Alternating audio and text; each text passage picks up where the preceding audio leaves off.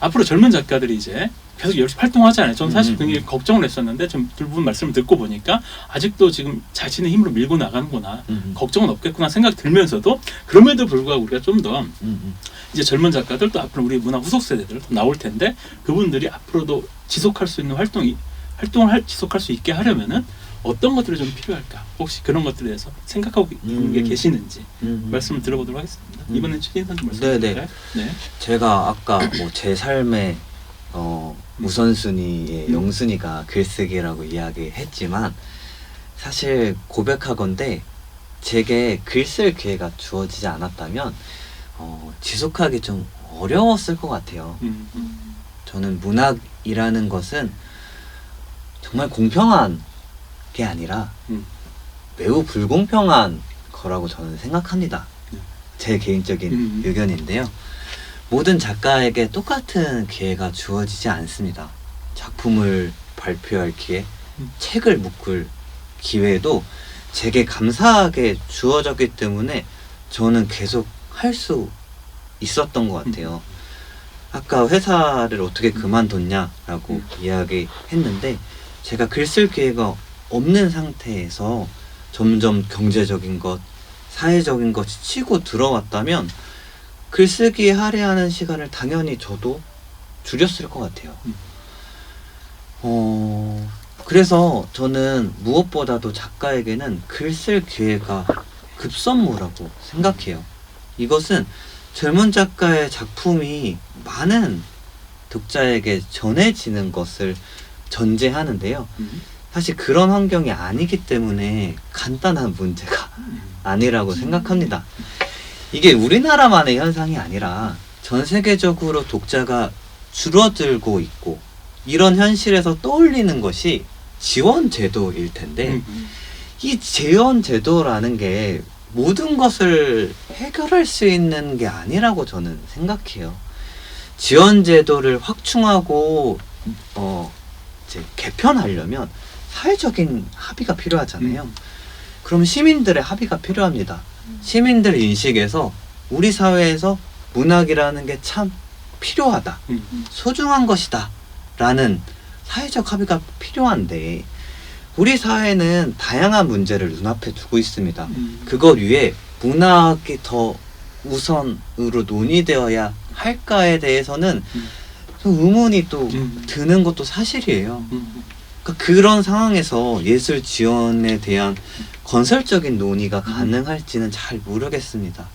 그러니까 사실 결론적으로 선행되어야 할 것은 문학뿐만 아니라 예술이라는 것이 우리 사회에 어떤 의미가 있고 어떤 인식이 있는지 어떤 인식으로 공유되고 있는지를 좀 논의할 수 있는 자리가 있으면 좋겠다 라는 생각인데 그게 쉬운 일은 아닐 것 같습니다. 네. 사실 우리가 좀 2부에서 말하는 주제가 아마 연결될 것 같긴 한데요. 어떤 문학이 가지는 그런 본질적 가치, 고유의 가치, 우리가 문학이 사회에 미치는 영향은 무엇이며 우리는 왜 문학을 지원해야 하는가. 어쨌든 그게 문학의 어떤 고유한 가치가 있다는 전제하에서 나오는 말들이겠죠. 그런 말들은 좀 저희 입에서 얘기를 하기로 하고 그다음 이제 이서 선생님 말씀 좀 듣고.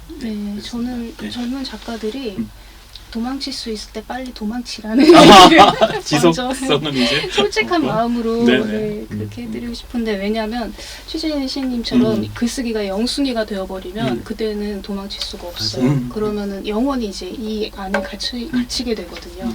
근데 저도 가장 중요한 건 지원이라고 생각을 해요. 그 생계의 문제가 저는 가장 크다고 생각을 하거든요. 젊은 작가들이 계속 창작을 지속하기 위해서 필요한 것이 저는 아까도 말씀하셨듯이 작년에 헬프미 시스터라는 장편으로 개똥무 문학 창작 기금을 받았어요. 그러니까 제가 그 기금이 되게 특별하게 생각했던 게 그 장편을 쓸 때 아까도 얘기를 했지만은 최소 전업으로 하더라도 1년 반의 기간이 필요한데 생계가 해결이 안 돼요. 그래서 장편 지원해주는 그런 제도가 있었으면 좋겠다는 생각을 정말 많이 했고 장편이 사실 생계 지원만 된다고 해서 쓸 수 있는 게 아니고 취재도 필요하거든요. 취재 비용이 또 따로 들어요. 근데 이거는 엄두도 못 내요. 사실 지금 젊은 작가들 입장에서는. 그러면은 취재가 필요 없는 글을 쓰게 되는 거예요. 그러니까 저 같은 경우도 제가 경험한 것에서 이제 파생된 이야기를 주로 쓰거든요. 취재 비용이 들지 않기 때문에. 그러니까 그런 것이 반복이 되면은 이제 장편이 어떤 스케일이 큰 이야기, 취재가 많이 필요한 이야기가 나오기가 힘들어지잖아요. 그래서 장편에 대한 지원을 좀 해주셨으면 하는 그런 바람이 지금도 있어요. 저는. 제가 그런 좋은 장편을 더 많이 읽고 싶거든요. 네. 네, 결국 이제 정리하자면은 지금 어쨌든 창작활동 우리가 흔히 말하는 좀 문학, 이 문학이 지금 유지되는 방식이 두 가지인 것 같아요.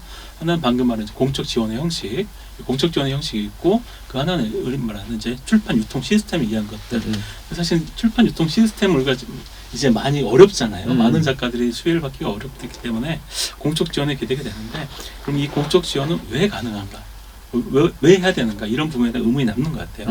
거기에 대한 의문들은 우리가 아까 초창기에 말했던 작가는 투사이고 질문을 던지는 존재고 또 스피커를 다른 사람의 목소리를 던지는 존재고 이런 것들에서 좀 천착하면은 아마 좀 결론이 나올 수 있다는 생각도 듭니다. 그럼 이제 좀 마지막으로 이건 좀 세속적인 질문인 것 같아요. 작가의 신분이나 생계를 보장하는 시스템이 없는 상황에서 작가가 독자와 시장의 요구에 순응하는 것들 또는 상업상 결부하는 것들 이런 문제들이 고민을 많이 하는 작가들이 계시는 걸로 알고 있어요. 뭐 대표적인 게 흔히 말하면 이제 우리가 이전엔 문학이지만 좀 표현이 좀 죄송합니다만 제가 맞다는 생각나는 표현이 없어서 이른바 대중문학 이런 장르라든지 또는 뭐 드라마라든지 어쨌든 상업에 기반한 것들 이런 걸 진출한 경우도 있는데 이런 고민들에서 어떻게 생각하시죠? 또 그런 생각을 해보신 적이 있는지 그래서 뭐 시도를 했을 수도 있겠지만 어쨌든 그런 것에 대해서 좀 들려주시면 고맙겠습니다. 네.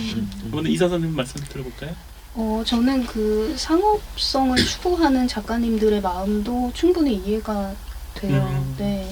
그런 글도 존재해야 된다고 생각을 해요. 네. 그럼 저는 이런 생각을 제가 소설 작업에서는 한 적이 없는데 소설을 쓰기 위해서 시나리오 각색 일을 한 적이 있어요. 근데 그게 완벽한 상업 영화 시나리오였거든요. 그 시나리오는 소설을 쓸 때와 완전히 다르게 인물도 어떤 특정한 그 유형이 정해져 있고 스토리도 달려가야 하는 방향이 있고 대중들이 호기심을 불러일으킬 만한 그런 스토리여야 되고 그러니까 여러 가지 정해져 있는 것들을 지켜야 되거든요. 근데 그것을 매문이라고 할 수 있을까요? 저는 생계를 위해서 그 선택을 해서 했거든요.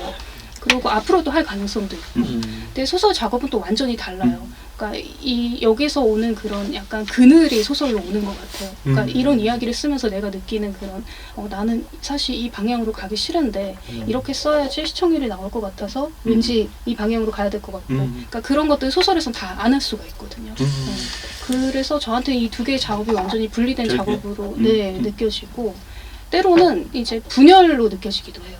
네, 저는 한 명인데 이 두 가지 글을 나눠서 써야 되기 때문에 말씀 살짝 주셨는데 그 부분은 매문은 아닌 것 같아요. 이 매문이라 제가 의도했던 질문은 아마 이것도 맞습니다. 내가 소설을 쓸 때 소설의 영역에서 대중에 언급하는 거고 내가 생계로 다른 거랑 좀 다르잖아요. 제가 집에서 라면 끓여 먹는 거랑 어쨌든 요리하는 거랑 다르다는 문제라 생각이 듭니다.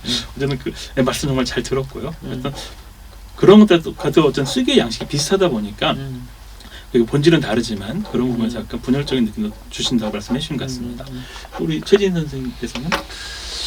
저는 작가가 개인적인 처한 상황이나 공경이 다르잖아요. 그래서 어떤 작가가 자기 의지로 말씀하신 것처럼 상업성에 결부한다라는 표현이 조금 어려운 표현이긴 하지만 그러한다면 그거에 관해서 사실 별다른 생각이 없습니다. 그러니까 가치 판단을 하지 않는 건데요. 사실 돈을 번다라는 행위 자체가 저는 어떤 의미에서 굉장히 인간에게 중요한 행위라는 생각을 하거든요. 많은 시민들이 땀을 흘려서 돈을 벌기도 하고 어떤 분들은 사무실에 앉아서 돈을 벌기도 하고 다양한 방식으로 돈을 벌고 있습니다. 그러니까 글로 돈을 버는 것 또한 저는 같은 선상에 있다고 생각하거든요. 근데 그것이 타의로 이루어진다 하면 문제가 조금 있겠지만 자기 의지로 자기가 그것을 선택했다면 저는 그 작가의 선택을 100% 존중합니다. 그리고 그에 관해서는 그 작가의 재능이 아닐까 하는 생각까지 합니다. 마음 먹는다고 해서 모든 작가가 상업적으로 성공할 수 없다고 저는 생각하거든요. 각자의 문학이 있고 저는 종이책을 토대로 활동하는 작가잖아요. 그래서 종이책 시장을 들여다보면 분명히 말씀하신 것처럼 조금 판매에 치중한 것처럼 보이는 책들이 있긴 합니다. 근데 그래서 그것을 문학의 영역으로 좁혀서 우리가 바라봤을 때 그러한 책 또한 저는 되게 감사하게 바라보는 게 어떤 면이냐면 저는 독서 경험이 굉장히 중요하다고 생각하거든요. 독자가 한 권의 책을 처음부터 끝까지 읽는 경험을 한다면 이 독서 경험이라는 게 얼마나 즐거운지 저는 알 거라고 생각을 하고 더 많은 책, 더 새로운 책을 읽을 거라고 생각을 해요. 우리가 넷플릭스를 구독하면서 기대하는 것이 새로운 컨텐츠, 새로운 영화, 새로운 드라마를 보잖아요. 거기에도 분명히 넷플릭스 콘텐츠가 다 좋은 건 아니잖아요. 네. 근데 그것들을 타고 어느 순간에 되게 인생의 영화를 만나거나 인생의 드라마를 만나거나 할 수 있다고 저는 생각합니다. 약간 저는 이 책이라는 것 그리고 작가라는 것이 이 거대한 생명의 나무처럼 서로 얽혀 있다고 생각해요. 그래서 한 권의 책을 읽어본 사람은 다른 책을 읽을 가능성이 커진다고 생각하기 때문에 그거에 대해서는 정말로 저는 별 생각이 없고 응원하고 그것 또한 그 작가의 대단한 재능이다라고 생각합니다. 네. 사실 원래 의도했던 질문은 처음에 우리가 작가의 존재 양식에서 지식인이라든지 여기 투사 아까 뭔가 음을 던지는데 우리가 상업성을 결부한다는 건 어떤 느낌이냐면 그거잖아요. 대중이 원하는 요소들 지금의 트렌드를 결부해서 간다는 느낌. 그럴 때 내가 과연 이런 작가로서의 정체성에 대해서 고민하는가 이런 얘기였는데 뭐 더 큰 우주적인 차원에서 생각이 모든 책이 유기적으로 연결되어 있다. 그래서 아니 그 말 정말 저 동의합니다. 제가 얘기한 건 위기를 나누자는 얘기는 아니었어요. 뭐 대중문학과 뭐 흔히 말하는 본격적인 위기를 나누자는 게 아니라 각자 역할이 다르고 누군가의 접근하는 방식이 다른데도 불구하고 현재 우리 작가들이 생각했던 선택한 방식들 이 방식들이 끝까지 유지될 수 있는가 이런 거에 대한 뭐 의문이었습니다.